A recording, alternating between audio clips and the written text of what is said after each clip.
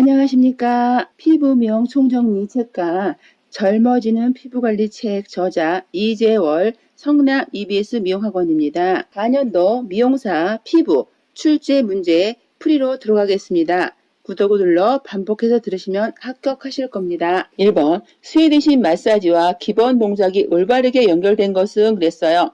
그건 뭐가 되겠어요?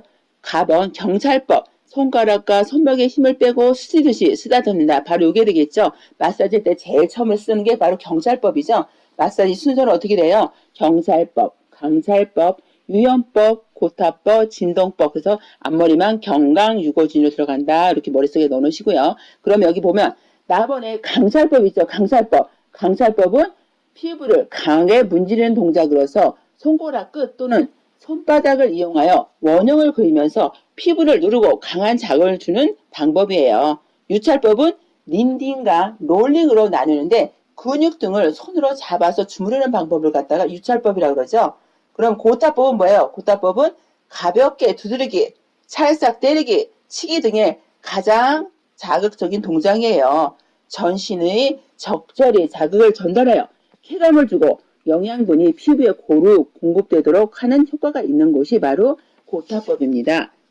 그래서 1번의 답은 바로 가번이 되겠습니다. 경찰법. 그 다음에 2번 피부는 피부에 트러블이 발생한 고객의 가장 효과적인 팩은 뭐가 되겠어요? 4번의 벨벳팩, 4번의 석고팩은 뭐예요? 석고는 마르면서 열이 나서 피부에 트러블이 있는 분들한테 안 좋아요. 석고하는 방법은 적당량을 물에 개어서 준비된 얼굴에 1cm 정도 두께로 도포한 후 피부에 필요한 효과를 얻는 것이에요. 그럼 크림팩은 뭐예요? 유화형 팩을 바른 후 10에서 20분 일정 시간이 지나면 제품을 그대로 입고 유화 성분만 흡수되는 팩을 갖다가 크림팩이라고 그러죠. 그러면 고무팩은 뭐예요? 고무 모양으로 응고되어 해초에 추출된 알긴산이 주성분인 거예요. 그 다음에 이제 그럼 2번의 답은 바로 다번이 되겠습니다. 벨벳팩. 그 다음에 3번 종교적 이유로 화장을 금지했던 시대는 언제예요? 종교적 이유로. 바로 그거는 중세시대죠. 그럼 이집트에서 뭐를 했어요? 이집트에서는 곤충을 접근을 방지하기 위해 기름과 향수를 많이 사용했어요. 이집트에서는. 그리스에서는 식물성 화장품과 합성 향료에 관한 연구를 했어요. 공중 목욕 문화가 발달되었고 갈란에 의해 콜드크림의 원조인 연고를 제조된 시기는 바로 그리스 시대예요. 중세는 기독교의 금욕주의 영향으로 화장보다는 깨끗한 피부 관리를 중점을 두었어요.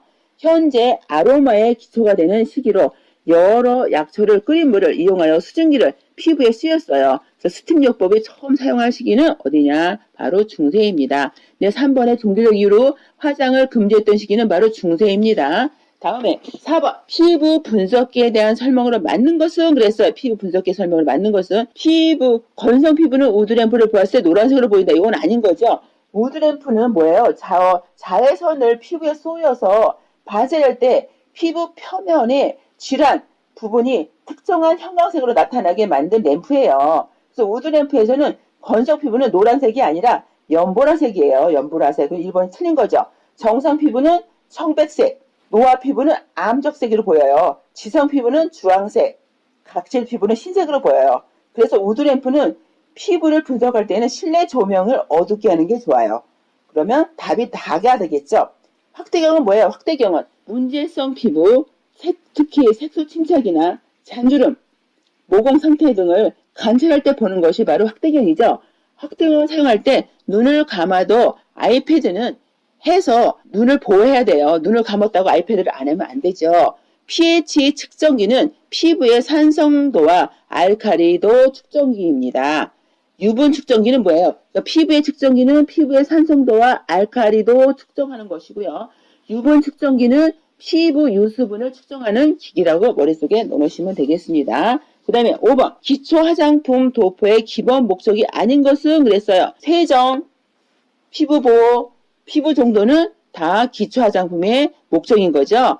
기초 화장품 바르는 거 세정하고 깨끗하게 닦아내고 피부를 보호하고 피부 정돈을 하는 건데 각질 제거는 뭐예요? 각질 제거는 피부 표면에 오래된 각질을 제거하는 것이죠. 그래서 답이 5번의 답은 나번이 되겠습니다. 6번 피부의 기능에 대한 설명이 아닌 것은 그랬어요.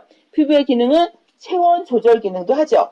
저장 기능도 하죠. 비타민 D 생성도 하죠. 지지 기능은 아니죠. 지지 기능은 뭐예요? 사람의 다리와 팔의 체중과 노동 과정으로 더해지는 무게를 견뎌내는 능력을 말하는 거죠. 우리 피부는 우리 몸의 표면을 덮어 내부를 보호하고 있어요.